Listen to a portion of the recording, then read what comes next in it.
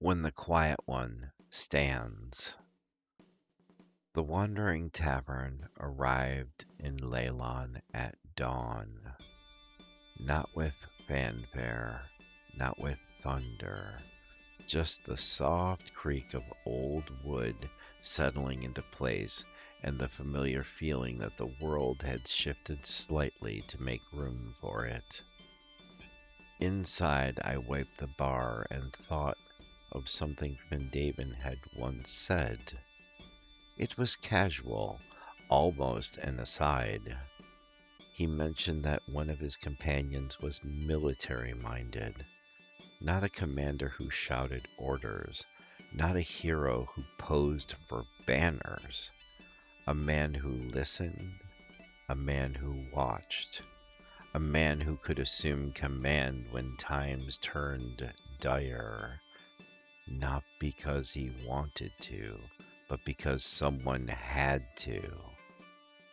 Findavin said the man spoke very little, that words were wasted when decisions mattered more, that when chaos threatened to drown everyone, this was the one who would stand up and be obeyed.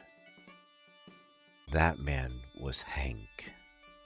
And as Leilon noticed the Wandering Tavern settle around it, I felt a familiar pull in my chest, the kind that only comes when the tavern brings me somewhere for a reason. There was a world the Wandering Tavern visited more than once, a broken place, a place with borders drawn in blood and rewritten every generation. Each time we arrived, the people came to my tavern, crying, begging, arguing about which faction was worse.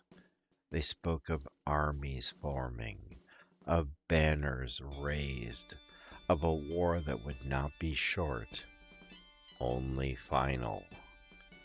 They didn't need another hero with a sword. They needed someone who could stop the devastation, or it ended quickly enough that fewer names would be carved into stone. I thought of Hank. I did not know if he was the right choice. I did not know if he would accept. But I knew this much. If I did nothing, more people would die. So I made the offer. Hank listened. He grunted once, and that was his answer. What followed, of course, happened off camera, as it should. When the Wandering Tavern returned to that world, the war was over. Not cleanly, not painlessly, but it was over. Some factions were disarmed, some leaders were removed, some lines were never crossed again. No one spoke of Hank directly. They spoke instead of orders that made sense, of battles that never happened, of a commander who appeared, spoke little, and left before anyone could thank him. Hank returned to the tavern. He sat, he ate, he grunted, and I asked no questions.